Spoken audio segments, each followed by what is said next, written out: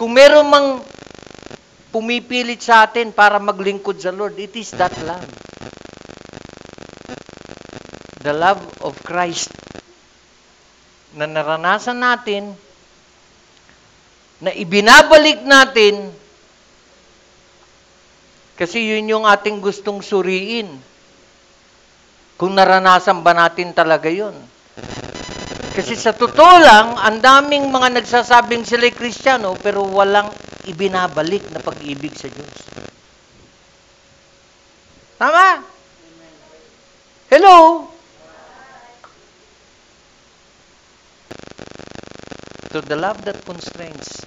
And yung talata natin, pagpapatuloy nung, for the love of Christ constraineth us, because we thus judge that if one died for all, then we're all dead. And that he died for all, that they which live should not henceforth live unto themselves, but unto him which died for them and rose again. Isa lang ang tinutumbok natin sa talatang ito. Sa madaling salita, sa maikling pananalita, kung Kristiyano ka at naranasan mo na ang pag-ibig ng Panginoon, hindi ka na nabubuhay sa sarili mo. Kundi nabubuhay ka na mula ngayon para sa Panginoon. Amen ba? Everything we do should be for the Lord.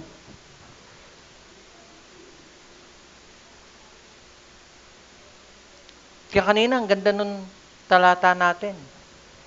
If a man's way pleases the Lord, sabi sa Sunday school, that's the goal.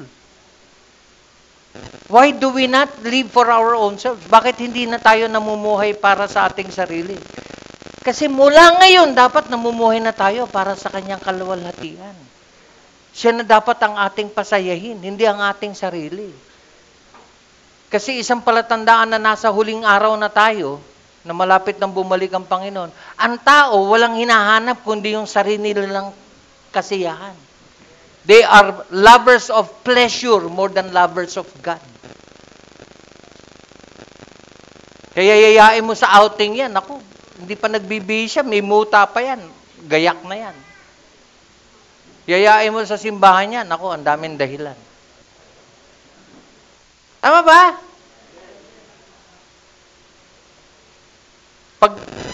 Paggala, ubis ka muna. Hindi na! Ready na ako. Simba tayo. Ay, hindi. Dami kong gagawin. O Bible study na lang. Ay, marami ako mas importanteng gagawin. Take note, mas importanteng gagawin. No time for God. At ang masakit doon, the reason kung bakit walang panahon para sa Diyos, kasi walang damdamin para sa Kanya. Naalala niyo yan? The love of God, the love for God, ano yung ikatlo? No love for God. And the intention of our study is palakasin yung gitna. I-eliminate yung ikatlo. Kung sakali mang talagang hindi pa umiibig sa Diyos at wala pang pag-ibig sa Diyos, ang layunin ng pangangaral na ito, dalhin tayo ron.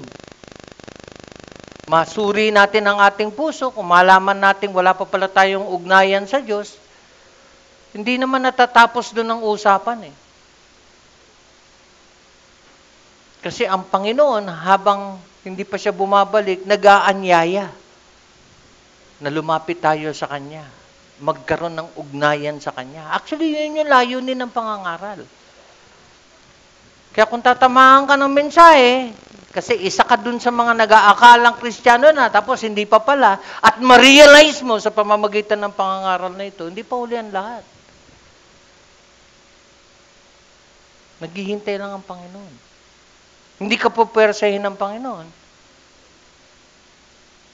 Pero ang isang tao na tunay na naging Kristiyano, makikita mo sa buhay niya na meron siyang ibabalik na pagmamahal sa Diyos.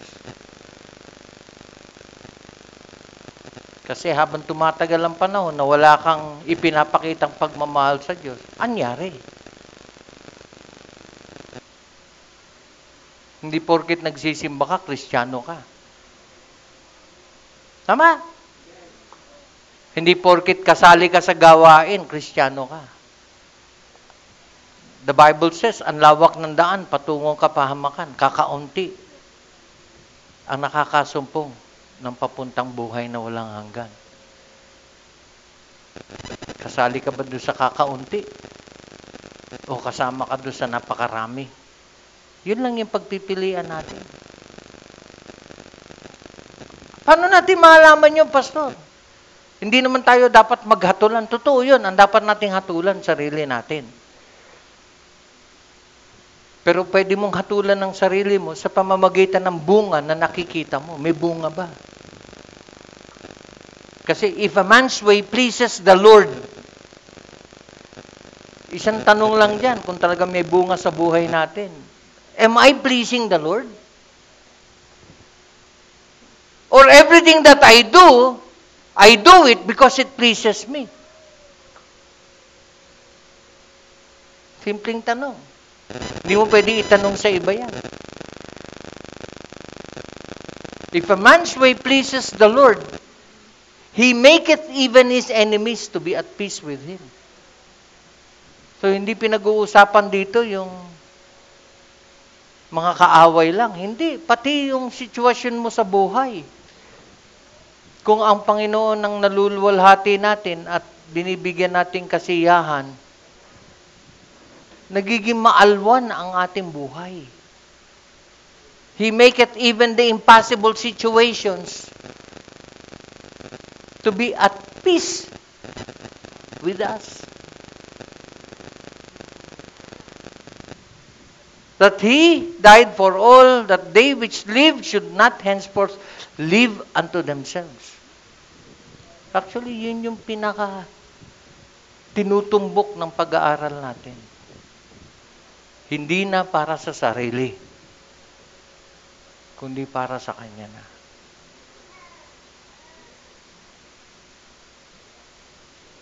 Nagkaroon tayo ng communion service last Sunday. Doon umikot yung pag-uusap natin. Kumusta ba buhay ko? Sa paningin ba ng Diyos, nakaka-please sa Kanya yung pamumuhay ko? Siya ba yun napi-please? Pagharap ko sa Kanya, nakangiti ba siya? Naka-smiley siya? O baka baliktad, opposite? Hindi smiley, kundi sad face. Hello? So the love that constrains is the cause why we do things for God. In fact, why are we here this morning? Kung hindi ang Panginoon ang dahilan, you're missing the whole point. Ba't ka ba naparito? Para makita ko yung crush mo? Para makita yung kaibigan mo? Baka kaya kay pastor kaya kailangan magpakita ako kay pastor. Yung ba yung dahilan? Why are we here? Kasi if not because of love that constrains, yun nga, pupumilit ha. Pero the love that constrains is the cause. Yun yung dahilan. Yung pag-ibig na pumipilit sa atin, na minsan kahit ayaw natin, by the way, take note, kaya nga ang pinakamatinding kaaway natin, hindi naman ibang tao. Ang pinakamatinding kaaway natin, sarili natin. Kasi once na sinabi mo na at kinampihan mo na sarili mo, oo nga naman, sige, pahinga ka na lang. Relax ka lang, chillax. Yari ka na. Tama? Kasi kung di natin mapagtagumpayan yon, magtatagumpay ang kaaway. O, kita mo, sabi sa iyo maunawain ng Diyos mo Hindi mo naman kailangan pilitin kung hindi pwede. Pero alam na alam mo sa sarili mo, pwede. Kaya alam, may bumubulong sa'yo, pahinga ka na lang, pagod na pagod ka, tignan mo nga, tumingin ka sa salamin, ang sagwa ng itsura mo. Tapos pagtingin mo nga, dahil ganun yung na-feed mo sa isip mo, pagtingin mo nga, mukha kang kawawa. Makapagpahinga na nga lang. Ayun, kaya nanambahan ka sa kama. Katwiran mo, pwede naman ako sumamba rito. Pero may na-miss ka. Sa totoo lang, yung mga nagsasabing, Pastor, ba't ganun? Pag umabsent ako, kahit 1 linggo lang, parang ang tagal-tagal ko nawala. Because of the love that constrains. Hello? Tapos na to eh. Ba't ba ang tagal ko pa rin?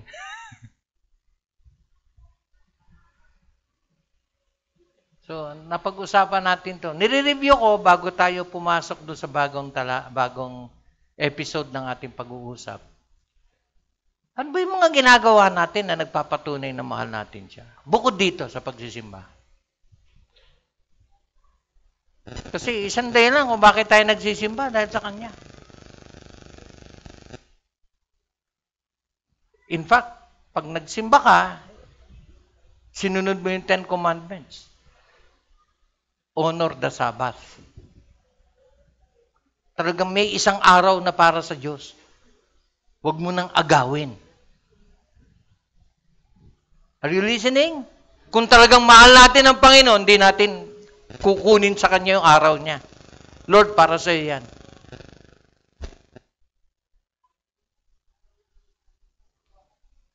So what are we doing that proves that we love Him? Yun yung unang tanong. If we are to examine if we truly love Him, how do I prove it? Siguro, ang dami na naglalaro sa isip nyo, mga talata na alam nyo na if we love Him, we will keep His commandments. Ang dami mga talata na patunay na he that loveth God, loveth his brothers also. So, how do I prove that I love Him? Ikalawa, what motivates us to do what we are doing for Him? Ano nagtutulak sa atin? Kinokorek na natin yung idea ng prosperity gospel. Na kaya tayo sumusunod sa Lord. Kasi gusto natin, i-bless tayo ng Lord. Hindi yun yung motive natin, yung blessing. No? Yung talata kanina sa Sunday school. If a man's ways please the Lord. That's our goal. Everything we do, we want to please Him. Regardless of the blessing. Ibigay niya o hindi, hindi yun yung habol natin. Yun lang mapasaya natin ng Lord, sapat na. Totoo ba yun?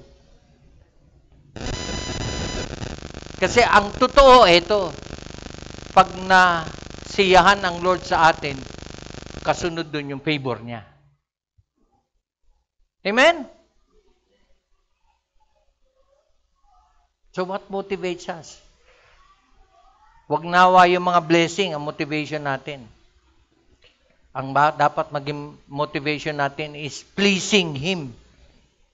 Hindi blessing from Him. Pleasing Him. Ba't ka nagre-regalo sa mahal mo sa buhay? At tuwing magre-regalo ka, hindi ka basta kung ano lang yung ireregalo mo. Pinag-iisipan mo. Ano yung goal mo? Kung saan siya sasaya. Yun, di ba? Kaya pati yung gift na ibibigay mo, medyo pinag-iisipan mo matagal. Hindi mo pinag-iisipan yung presyo. Ang pinag-iisipan mo, matutuwa ba siya? Hello? Ganun ba tayo sa Lord?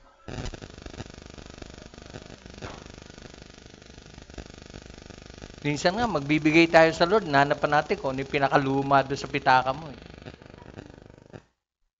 Yung pinakagusot. Kasi pag medyo planchado pa yung pera, nakakahinayang bigay. Ganun ba tayo sa Lord?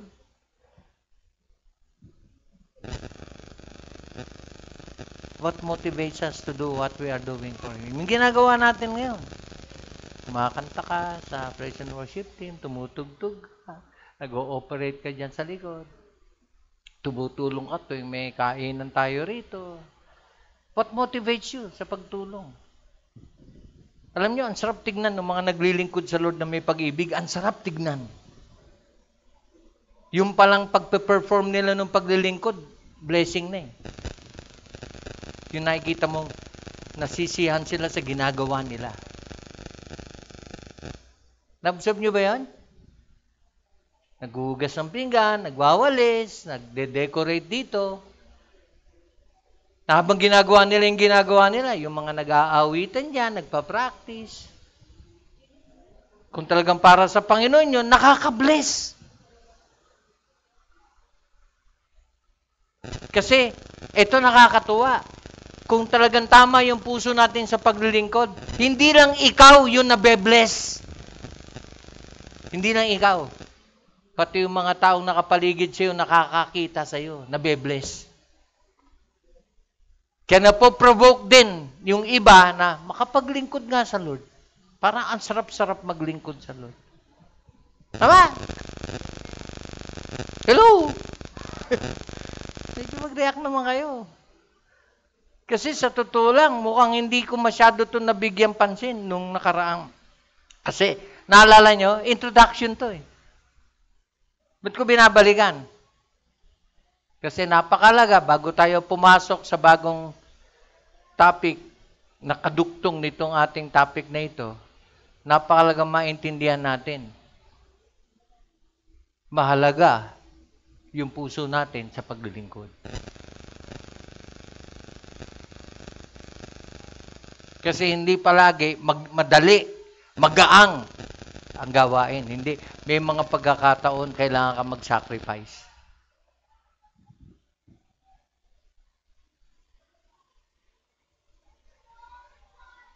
Yan. Are we doing it out of love or out of obligation? Ano may pagkakaiba ba yung dalawang yan? Yes. Yung nauna, kung ginagawa natin na may pag-ibig, kaya magaang kahit gaano kabigat. Kaya may saya kahit hirap. Kasi kung out of obligation, kahit magaang, napakabigat. Out of love, kusang loob. Out of obligation, mabigat ang loob. Tama? Madalas ko nagagamit na example dito yung anak na inutusan ng nanay. O, maglinis ka nga, magwalis-walis ka naman yan, ang alikabok na eh. Nagsimula magwalis yung anak. Pero dahil masama ang loob, kung magwalis, shoo! Shoo! Yung alikabok na nasa sahig lang, napunta sa lahat ng pasimano. So, imbis na luminis yung bahay, lalong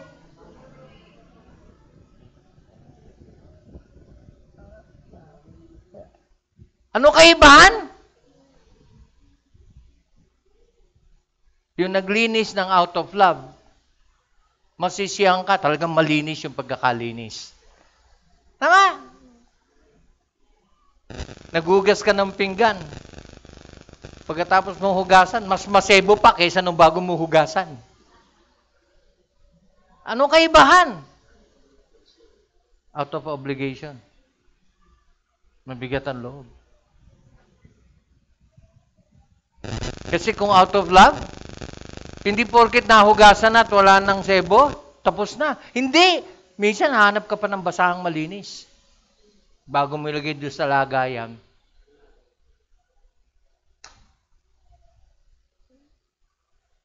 Pag may pag-ibig, kinukumpleto. Pag out of obligation, binibilang ang oras. Overtime na ako. Tapos o hindi, iiwanan mo na.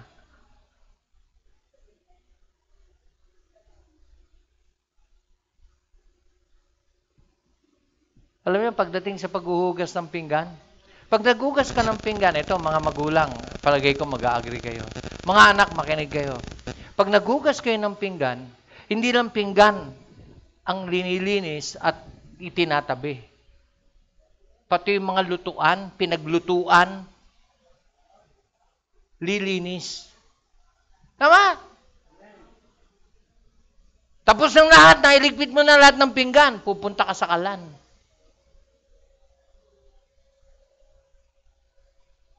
Kasi kasama yun sa dapat maayos. Kung may pag-ibig, hindi mo iiwan hanggat hindi tapos. At hindi ka mangangatwiran, pinggan lang ang usapan eh. Ba't ganun? Kailangan ba lahat idikta para masabing nakapaglinis? Ako nyo. Kung out of love, kapatid, tapos ka na, naghahanap ka pa.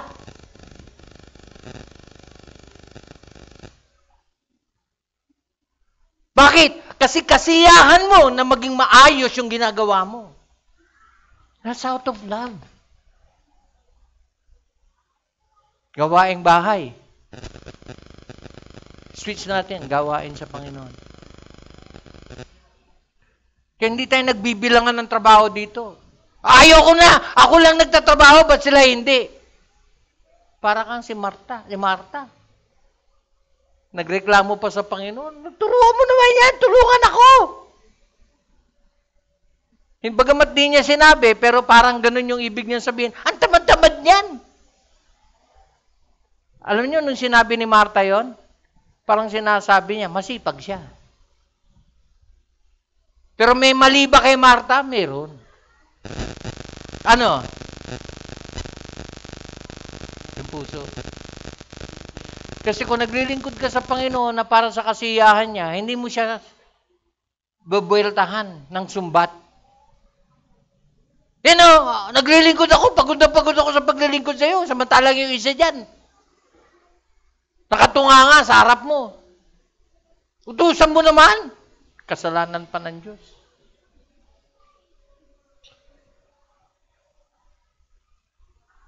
The love that constrains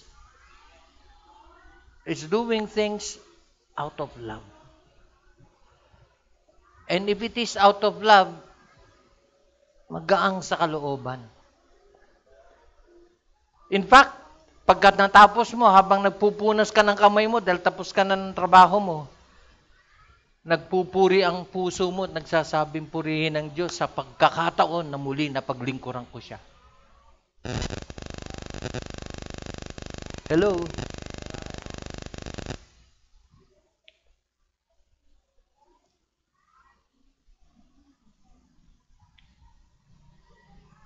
If there is love in our hearts, every time we serve Him, we will know the difference. Alam mo, if there is something wrong with you,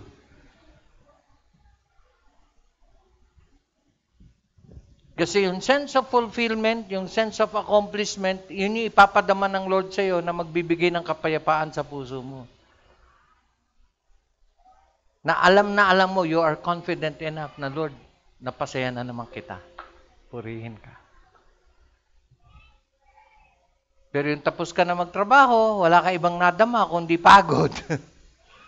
Tapos habang tumitingin ka sa paligid, wala man lang tumulong sa'yo, sama-sama ng loob mo, alam mo na.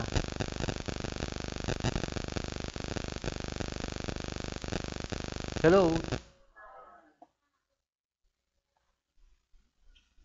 Kaya napakalaga na lahat ng gagawin natin may pag-ibig.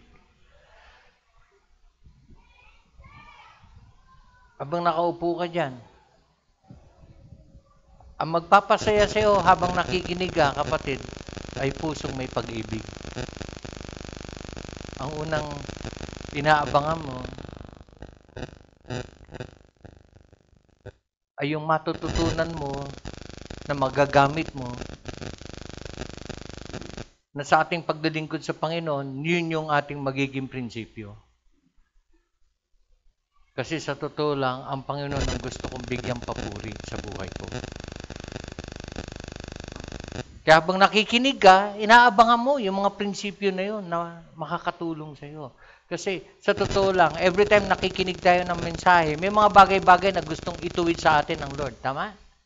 Kaya may pagkakataon na tinatamaan tayo. Aray, mukhang ako pinatatamaan ni Pastor. Hindi malaga yun kung pinatatamaan ka o hindi. Pero kung tinatamaan ka, kapatid, gamitin mo na. Ibig sabihin, mayroong gustong itama ang Lord sa buhay natin. And if a man's way pleases the Lord, He maketh even his own life to be at peace with him. Kasi yung hindi ka matahimik, hindi kasalanan ng ibang tao yun. Hindi. Yung hindi ka mapanatag, hindi kasalanan ng ibang tao yun. Ikaw ang may kasalanan nun. Kasi meron kang dapat ituwid na ayaw mo ituwid. Kaya every time makakapakinig ka ng salita ng Diyos, ako na naman yung pinatatamaan ni Pastor. Bakit ganun? Palaging ikaw na lang. Tama ba? Naisip niyo ba yon? Paborito ba ako ni Pastor? Bakit parang ako pinatatamaan niya? Kapatid, hindi kita kailangan paborito para tamaan ka. Kasi kung meron kang dapat iayos at ituwid sa buhay mo, ikaw ang may hawak nun, hindi ako. Kasi kung ituwid mo, ayusin mo, huwag mo nang gawin. Pag naulit yung mensahe, tatamaan ka pa ba? Ano ang sasabihin mo sa sarili mo? Buti na lang, binago ko na. Hindi na akin niya, Pastor. Huwag ka na magturo. Kasi baka ituro mo sa kanya naman. Kasi the message is meant to really speak to each and every one of us. Sabi ko nga sa inyo, pati ako kasama. Kaya minsan, kung matindi yung dating sa inyo ng mensahe, ibig sabihin, naging matindi dating sa akin. Kung paano ko pinaliwanag sa inyo, ganun yung naging paliwanag sa akin. Kaya kung hindi nyo nakita yung mensahe ng ganun, kung ikaw lang, pero nung naipangaral ko, meron kang nakita na medyo kakaiba doon sa unang pagkakaunawa mo, eh bonus yun, kasi that's wisdom from the Lord. Kasi I find na yung effective message na naipapangaral ko ay yung mga mensaheng nangusap sa akin personally. Kaya hindi ko mabitaw-bitawan itong mensahe na to.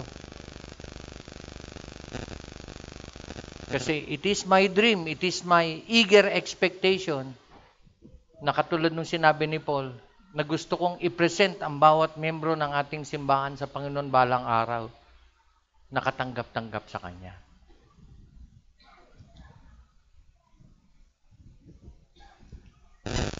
Walang mga bagay na hindi kaaya-aya sa Kanya.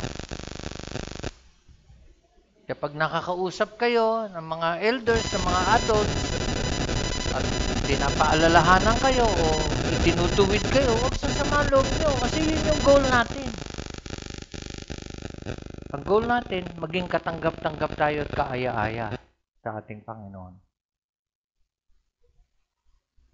Let all your things be done with charity. Anong ibig sabihin nun? Ang ibig sabihin nun, mga kapatid, sa ating paglilingkod sa Panginoon, bantayan natin ang puso natin. Na wala tayong gagawin, nalabag sa kalooban natin.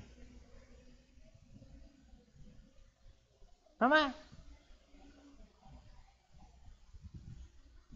Dahil mahal kita, Panginoon, nais ko na lahat ng gagawin ko, ikaw ang mapapuri.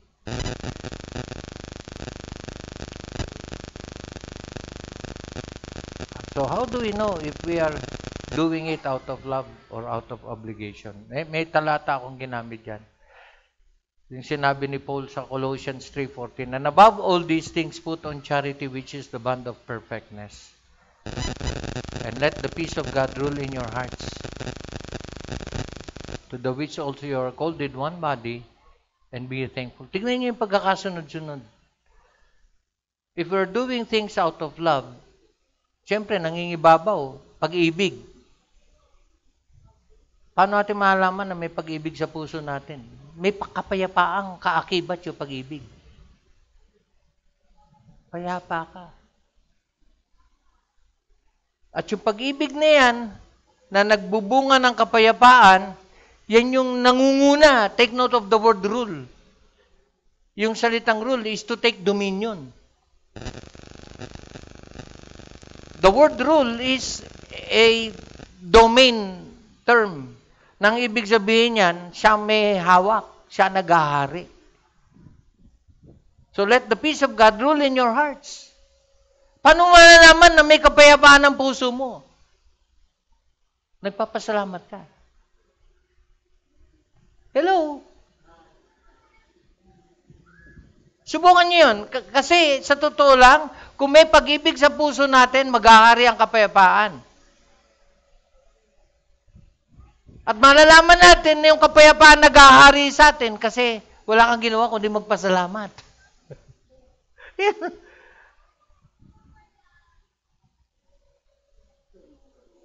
Kahit walang nagagawa sa iyo isang tao na nakamayan mo lang, thank God. Purihin ng Diyos, salamat sa Diyos, nakita tayo.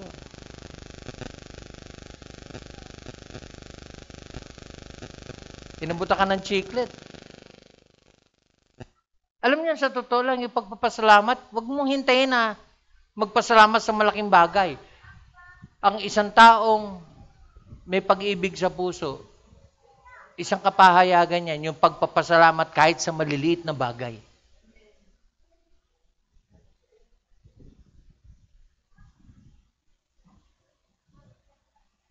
Hello?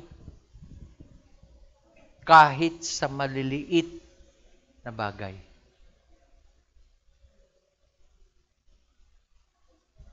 Kaya minsan, hindi tayo pagpalayan ng Lord sa malalaking bagay. Kasi hindi natin natutunang magpasalamat kahit sa mga maliliit na bagay. Tama ba? Ang dami ng sakripisyong ginawa ng ating mga mahal sa buhay, mga magulang natin. Minsan ka nangingi, hindi ka napagbigyan. Sama ng loob mo. Yet, yung araw-araw na kinakain mo, na hindi naman sinisingil sa'yo, hindi mo makuha magpasalamat. Hello?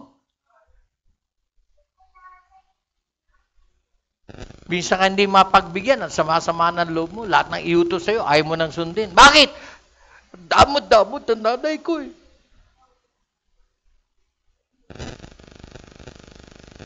Pero yung araw-araw na pagsuporta sa'yo, yung paglalaban ng damit mo, paghahanda ng pagkain mo, hindi mo napasalamatan eh.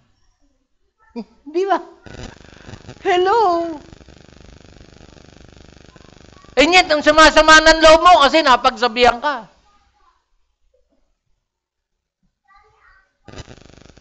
Put on charity. Let the peace of God rule in your hearts. And be thankful. Makakaasa ka, if you're doing those things, you're doing things out of love.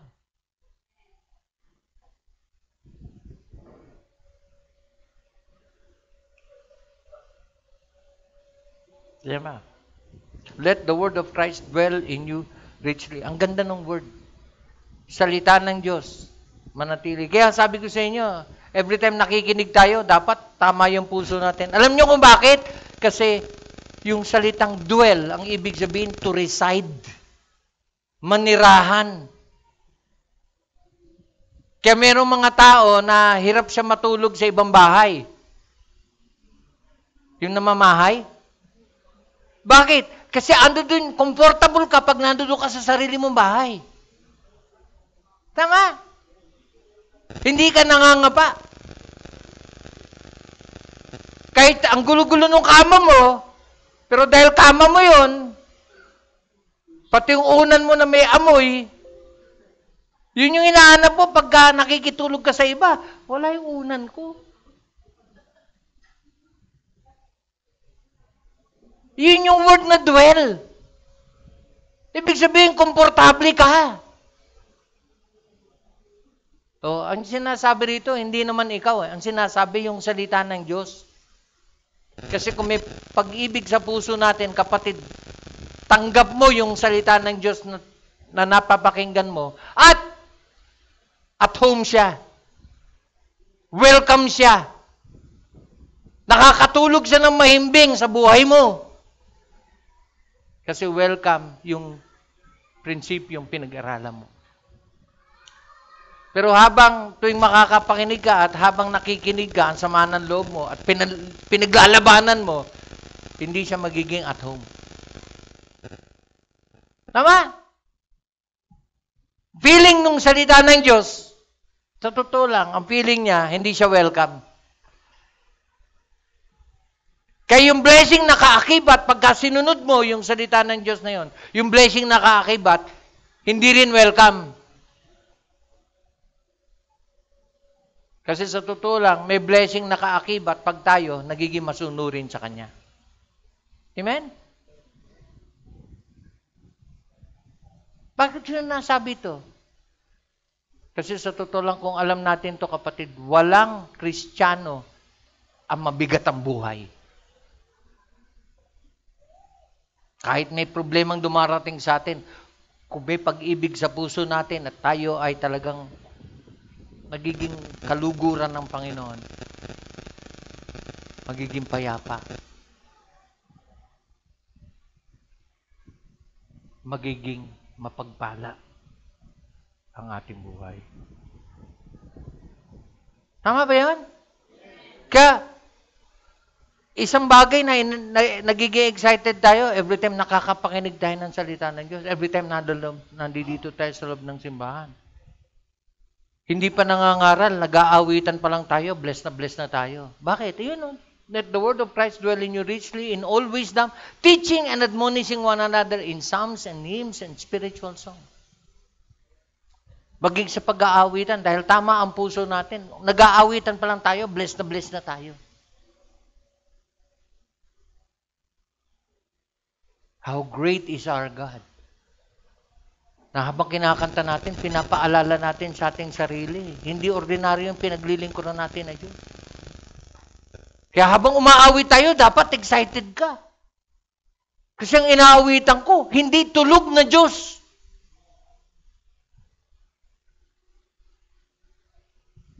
Kaya naapektuhan. Paano malaman na talagang tama yung puso? May pag-ibig. Singing with grace in your hearts to the Lord. Alam mo, sa Kanya ka umaawit, kaya yung pag-awit mo with grace. Alam niyo kung ano yung grace na salita na ginamit dyan?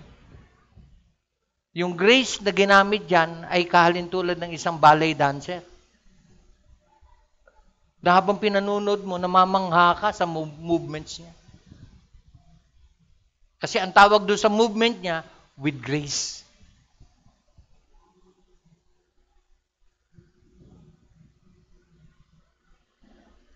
Ang opposite ng grace dyan, rock.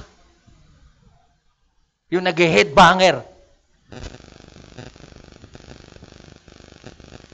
Kasi connected yung grace with peace. Na pag nagpuri ka sa Diyos na tama yung puso mo, pinapayapa niya yung puso mo. Bakit? Kasi yung isang linggo na nagdaan, ginulo ka ng mundo. Kaya baka po pwede na pagka nagsamba tayo sa Panginoon, baka naman po pwedeng So nagtapos tayo last week, yung doing all things perfectly. If there is love,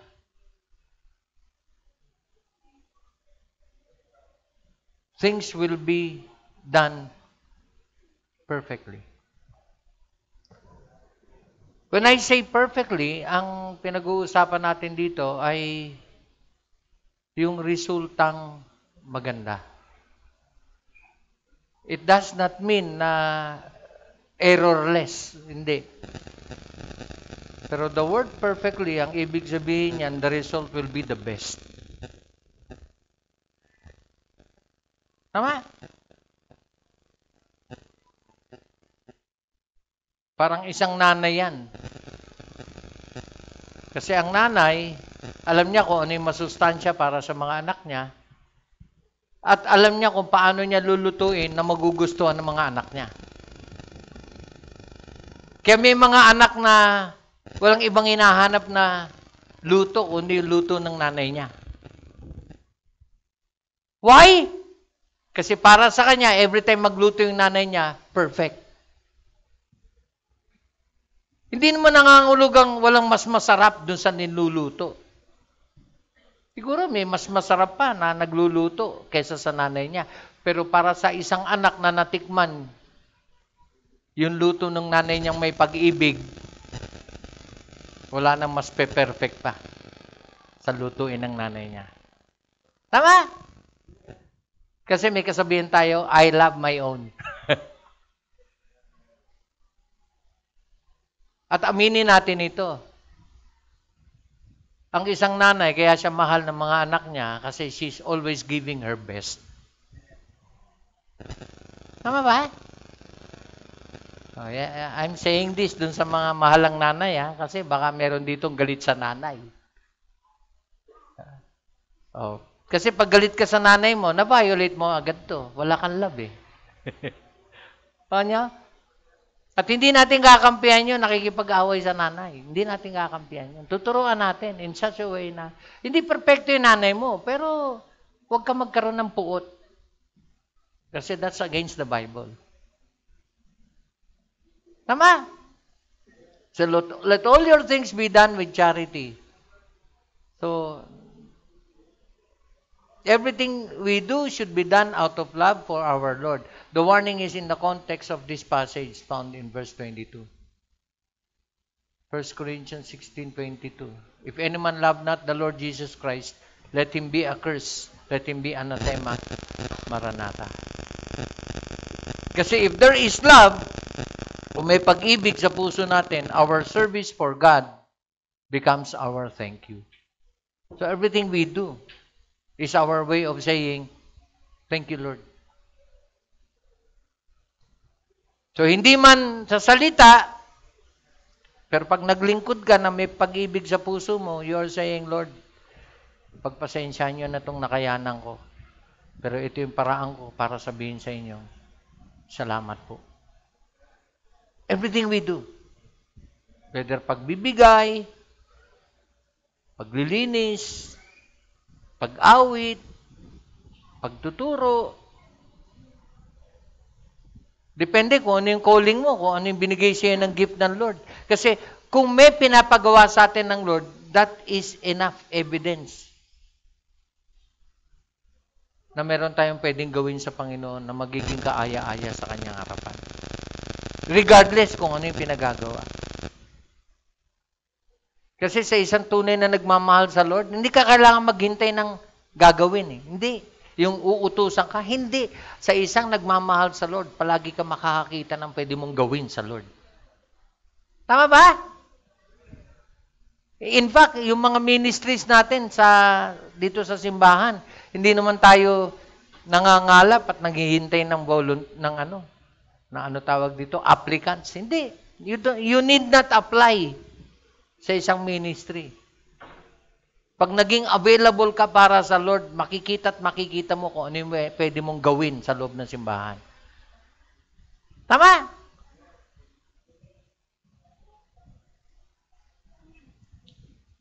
So if there is love, kung may pag-ibig, yung paglilingkod natin sa ating Panginoon, ang siyang nagiging daan na parang yun yung nagiging thank you natin sa Kanya.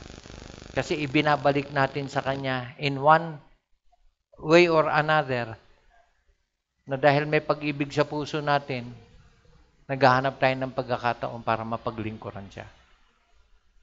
Tama ba? Then and only then. Ito, kaya nagtapos tayo rito. We do things profitably. So, habang ginagawa mo, ikaw mismo nakikinabang. Kasi lumalago ka as a result ng paggawa mo. We do things properly. Ginagawa mo na rin lang ng tama. Gagawin mo na ng maayos. Sabi ko nga kanina, sa paghuhugas ng pinggan, hindi porket natapos na yung mga pinggan na hinuhugasan mo, iiwanan mo na yung kalan na dapat mong punasan. Yung mga kaldero na iyong pinaggamitan. Yung mga sandok, kasi pag iniwan mo yung kalan, maraming may iiwan doon. May iwan yung sandok, may iwan yung kaldero, may iwan yung kasirola. Ngayon, kung may gatong yung isa kasi ako nakapagluto ko sa kahoy eh. Hindi porket naluto na yung niluluto mo tapos na yung kalan. Hindi. Kasi kung gasol yung pinaglutuan mo, patayin mo lang at saka mo i-off yung tangke. Tapos na, di ba? Pero hindi. Kung nagluto ka sa kahoy, hindi mo iiwan yung gatong na may apoy. You will make sure papatay. Ang training ko tungkol dyan, sasamsamin mo yung mga gatong. Ililipat mo sa isang lugar na sisiguraduhin mong wala ng uling.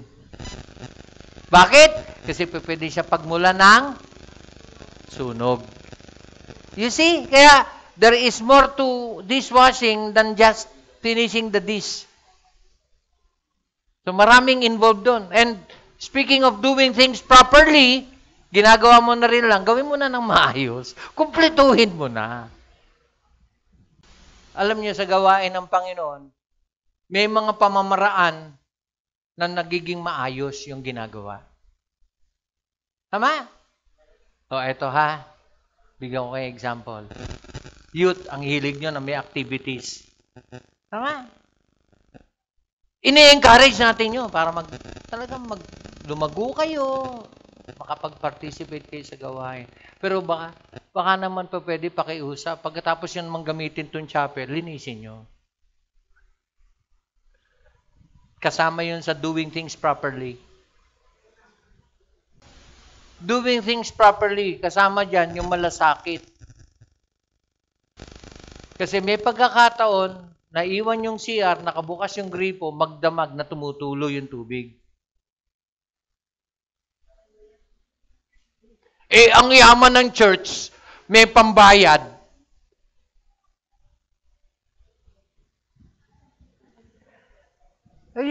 Napakasimple, no?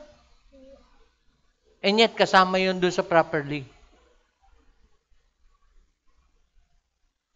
Let's make use of our facilities properly.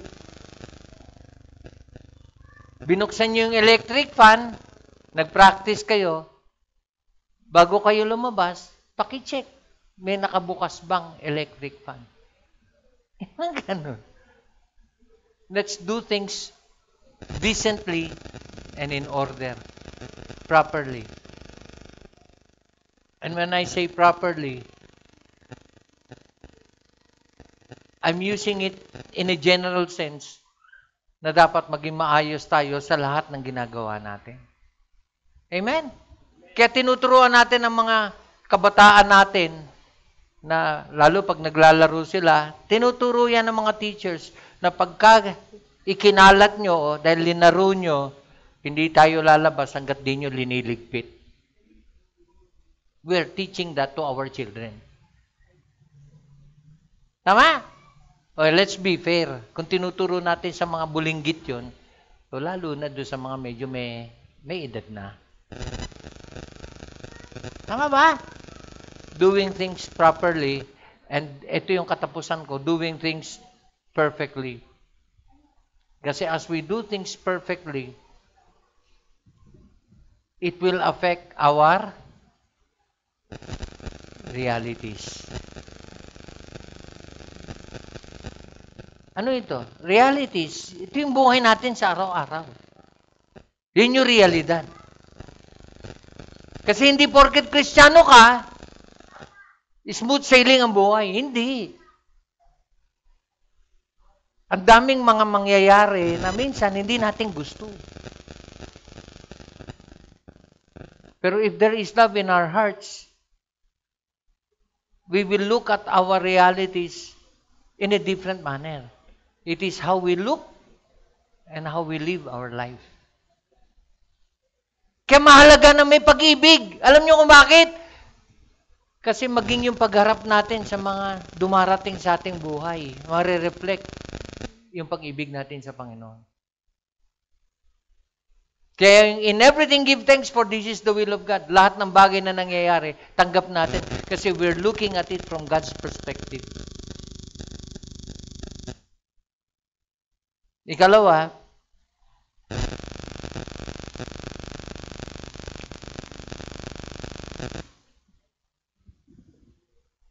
as we do things with love, it will affect our responsibilities.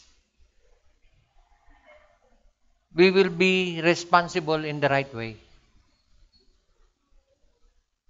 Kaya mapapansin yan ng mga teacher mo. Mapapansin yan. Dating hindi pala aral yung batang yan eh. Pero ngayon, nakaka-recite na. Nakaka-submit na ng mga assignments niya. Ang tatasan ng grades niya. Why? Kasi natutunan ng bata na talagang ilagay yung puso niya sa ginagawa niya. May focus.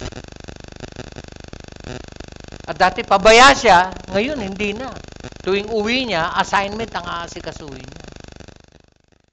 Kaya may mga kabataang nag-o-honor. And by the way, hindi ka mag-o-honor ng ganun-ganun lang. Hindi. Nag-o-honor ka kasi nagtrabaho ka. Sineryoso mo yung ginagawa mo. At dahil sineryoso mo, yun yung ibig sabihin ng linagay mo yung puso mo sa ginagawa mo. Kaya young people, seryosohin nyo kung ano yung dapat nyong gawin. Huwag nyo seryosohin yung hindi ba nyo dapat gawin. Kasi minsan doon kayo naliligaw ng landas. Pag seryoso ka sa ibang bagay, hindi ka seryoso doon sa dapat. It will affect our responsibilities. If there is love in our hearts, our love for the Lord, ang Lord na magtuturo sa atin how to become responsible. Kaya dito sa church, madali ka nang bigyan ng responsibilidad. O, ikaw ang in charge dito. Yung mga youth natin na nag-handle na ng mga ministries. At napatunayan nila ang sarili nila na they are capable. Yun. Nagsimula yan kasi meron siyang pag-ibig sa puso niya. I want to do this. I want to please the Lord. At huling-huli,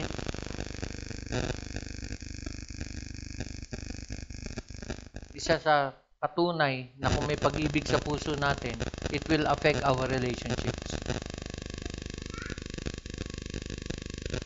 Kaya habang may away-away pa, alam nyo kung ano nare-reveal pag merong hindi magkaintindihan habang naglilingkod sa Lord, may nagtatalo-talo. Alam nyo kung ano nare-reveal doon? Our immaturities.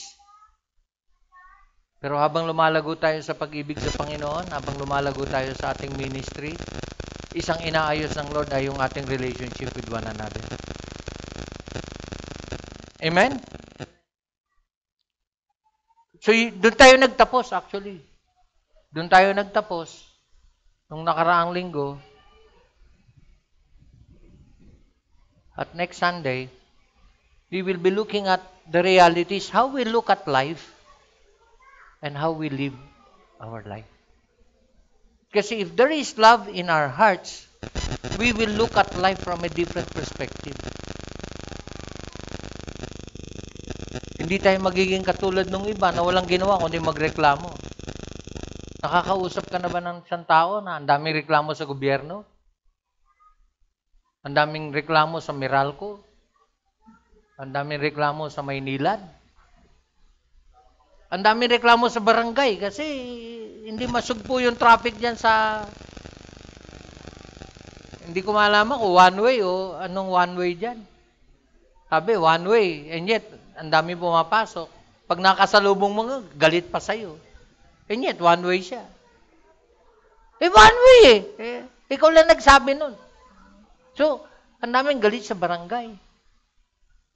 Ang daming galit kung kanino. May mga tao, nakakita na kayo ng tao galit sa mundo? Isa lang masasabi ko kung bakit siya ganon.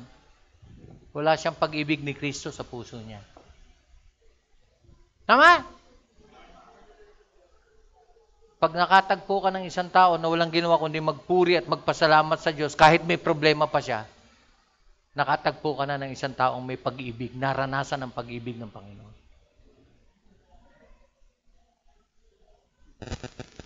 Paano natin malaman yun? How is he dealing with these realities? Alam nyo, ano isang reality ko? Na I have to deal with it and I have to look at it from God's perspective. Ano yun? Ano yung isang reality ko na I have to live for the rest of my life dealing with it? Ano yun? Yung pagka-stroke ko. Kasi hindi na ako normal magmula nung may stroke ako. Pero I need not complain every time nahihilo ko, every time nabubuwal ako. I need not complain. Kasi na-stroke. I always praise God for the remaining strength that I have. Amen?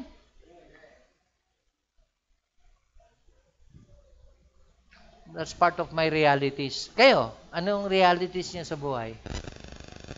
If you have love in your heart, you will have a different outlook, how you look at life and how you will live it.